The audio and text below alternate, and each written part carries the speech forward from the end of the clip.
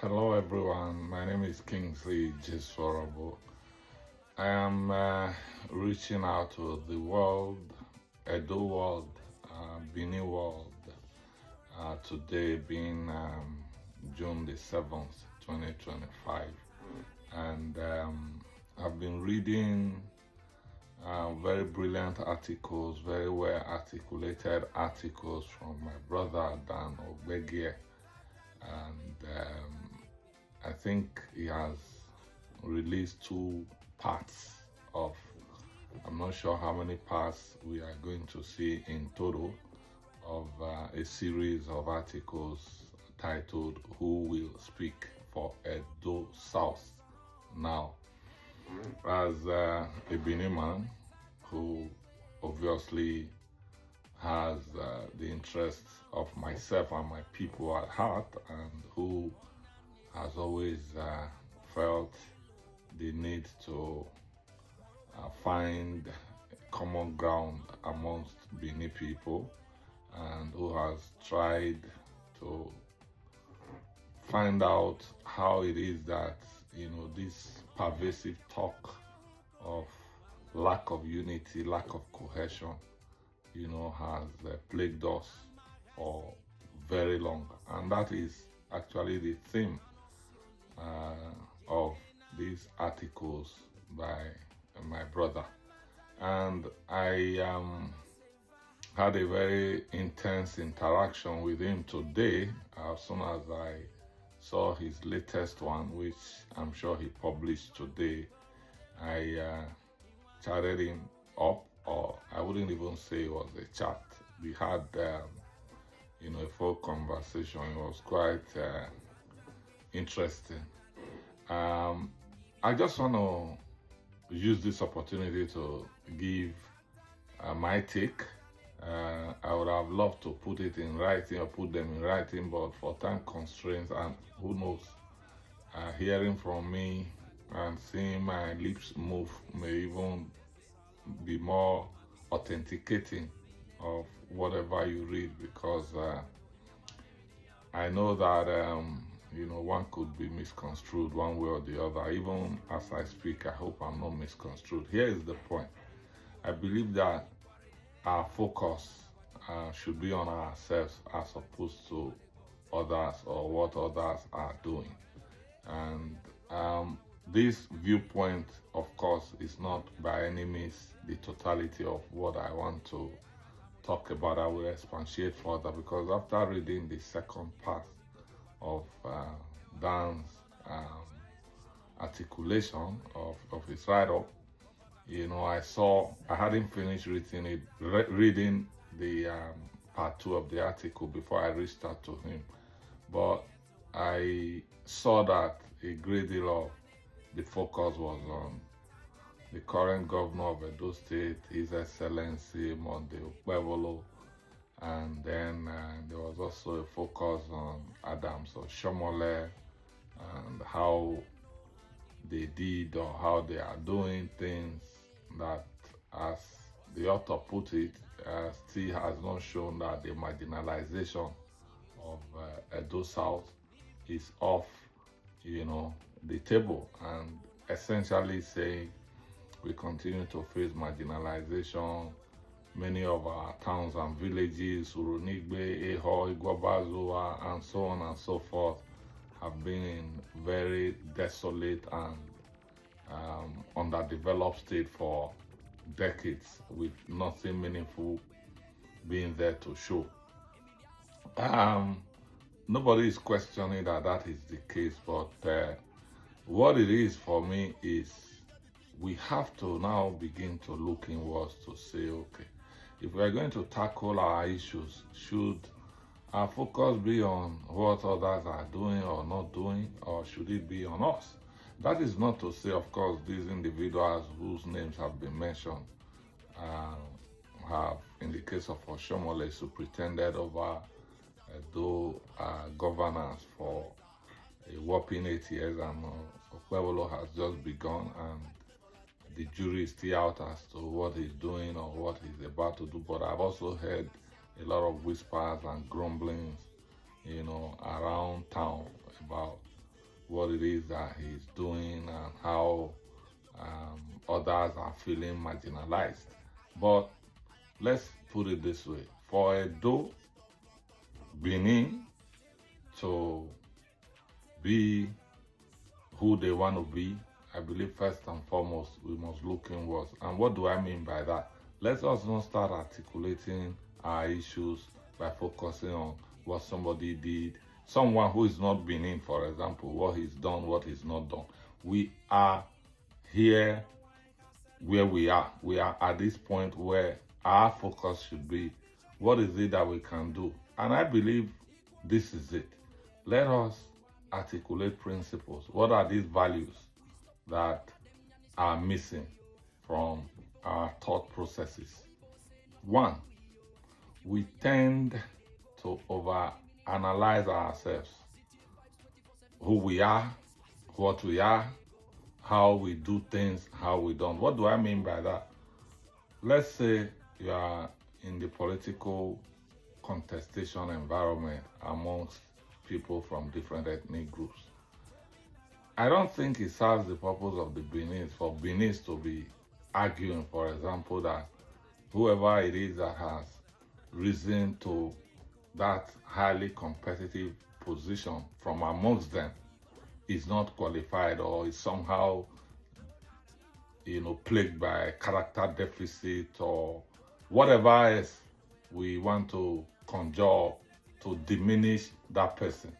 If it is a competition amongst people, and let's say the interest of your own group is at stake, by all means, let us focus on ensuring that that interest is protected, not by focusing on individuals as opposed to the collective interest. What do I mean?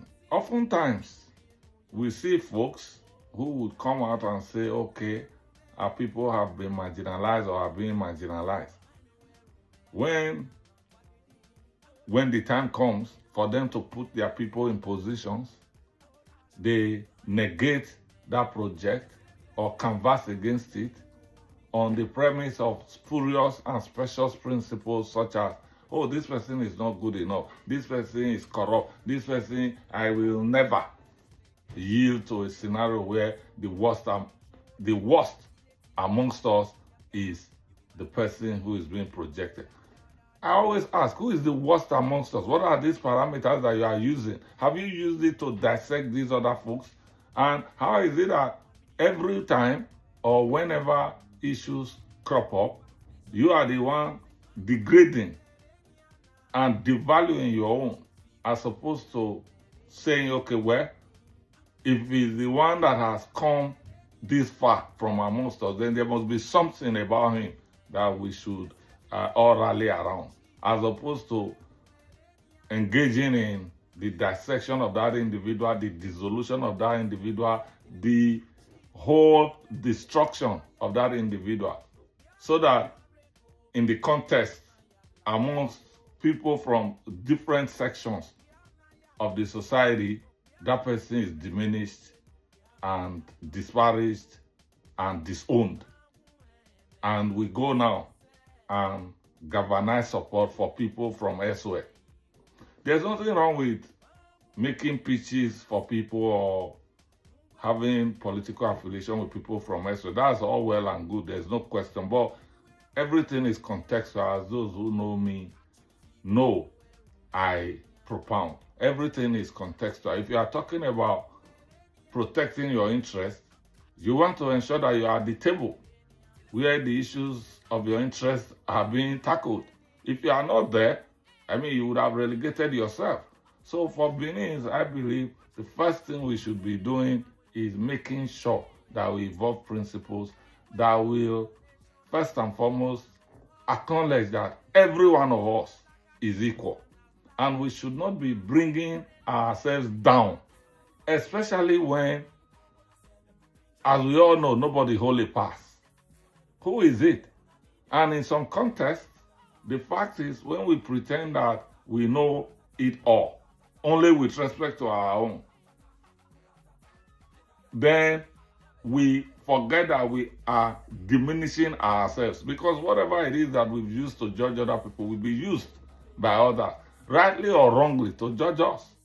Because they are going to look at things and say, okay, wait a minute. When my brother, or when I was in a position to go and represent this segment of the society, this same guy who happens to be my brother or of the same ethnic background went against me on the basis of his judgment that I'm not qualified enough. So is it when you hoist yourself now as the person who is qualified that you expect other people to not judge you or dissect you, scrutinize you, and dismiss you as someone who is not qualified? So ultimately, we have to look at the principles that have helped society, civilization, or those countries that we all admire to go to or to emulate. What are the principles that have, ensured their progress, peace, and prosperity? It's been the principle that everybody is equal. So if you are a Benin man and you want to project Benin interest, you have to come into the fray with this notion, subscription to this, and fidelity to this notion that everyone is equal. You are not better than your brother or sister. That's it. If we start with that, we will head somewhere. Because if we don't accept that principle, we are going to be doing this crab, mentality-oriented things that will be pulling, other people down. That is not to say that in any society, the worst amongst the people should be the one who should climb to the hem of affairs, or who should be governing. That is not the point here. The point here is we have to evolve a principle where we acknowledge that nobody is perfect, one, and then two, in the context of presenting someone at the table, you have to agree that if you are not at the table, you have shortchanged yourself first and foremost.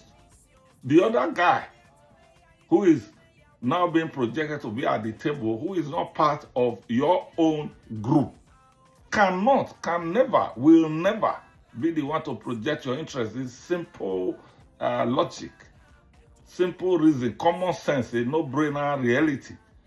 So, with all due respect, folks, we have to evolve principles that will appreciate this fundamental philosophy, this fundamental fact. That is that you have to have someone at the table. And then two, that nobody hold a pass. And that is a colloquial term or phrase that we use to demonstrate that no matter how much we scrutinize, we are not going to have someone who is a saint. It's not going to be possible. And I know some people will say, okay, there are people that are apparently character deficient. There are people that are apparently compromised. And that is where the problem lies. Because when you are out there diminishing someone on the basis of the parameters that you have dressed up, or on the basis of what people have said or not said, bro or sis, as they say, you are busy setting yourself up, to be faulted similarly when the time comes for you to project yourself. So, and in any event, when did we begin to adjudge others here on earth? For those who have religious subscriptions, when did it become right that you be judging people?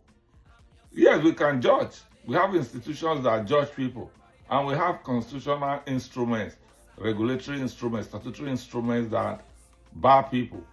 Of course, by Nigerian constitution, if you've been convicted and you want to aspire to positions, there will be no show for you, so to speak, speaking colloquially now. But of course, if you haven't been, who is the other person that will come now to say he or she is a moral judge to be getting you somehow disenfranchised or dismissed as someone who is unqualified? Who can pass the test? Who is it that can withstand reasonable, serious scrutiny? What are we talking about? So let us not try to be too smart to our own detriment. That is the point. Let's not try to be penny wise and pound foolish. But I commend my brother Dan Ogbege for igniting this conversation. It's about time that Benin started to think deeply and started to evolve principles and values that can elevate them and give them their pride of place. After all, we are the offshoots of giants. Edo Odion, Edo Asoroma, Edo Odion, Asoredo, Edo Odion. I need not say more. Thank you very much for giving me audience. I am Kingsley Jesuorobo.